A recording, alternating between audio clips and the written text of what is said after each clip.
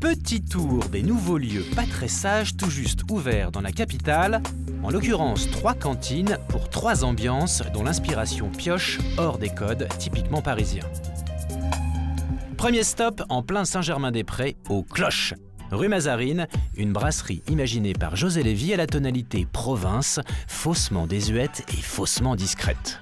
C'est un peu un mélange entre des réminiscences d'une brasserie très parisienne avec des jeux de banquette, des miroirs qui se répondent, des plafonds percés et ce jeu aussi avec les endroits qui sont parfois même encore plus parisiens, qui sont un peu des brasseries à Paris mais qui effectivement prennent leurs racines dans plutôt un côté un peu plutôt provincial, un peu campagnard. Donc il y a tous ces jeux de pierres apparentes, de tables en bois que j'ai dessinées, donc qui sont plutôt des tables massives même si elles sont complètement affinées sur les côtés. Voilà, donc c'est un jeu des va-et-vient entre ces deux inspirations. Et le créateur de mode reconverti dans l'architecture et le design a imaginé le lieu du sol au plafond.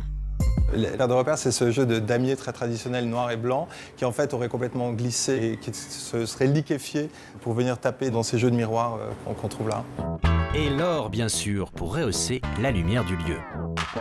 J'apporte beaucoup d'importance à la lumière et là tout d'un coup ça fait descendre comme ça une lumière un peu comme une poussière d'or qui pourrait un peu tomber comme ça sur les gens.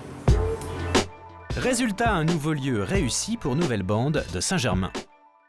Mais la tendance parisienne est aussi résolument au burger. Deuxième stop au Paris-New York, qui projette l'imaginaire américain et rock en plein 10e arrondissement avec ses rampes d'ampoules et son fronton de salle de concert.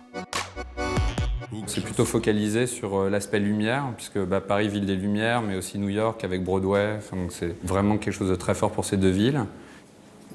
Ensuite, on voulait une ambiance lumineuse qui était un peu intemporelle, comme dans un film en noir et blanc, avec des nuances de gris, des nuances de blanc, qu'on retrouve ici avec ce marbre qui peut un peu rappeler les délits new-yorkais.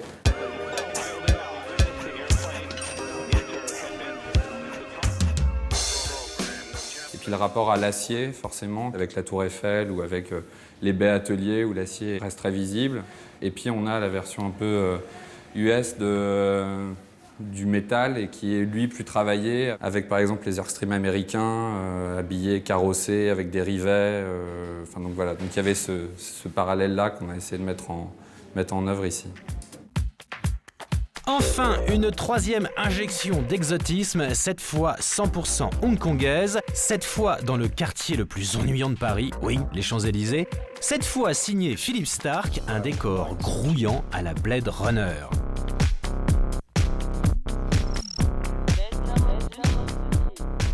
« 500 mètres carrés fantasmagoriques et technoïdes avec ces tables écran imaginées par le pape du design français.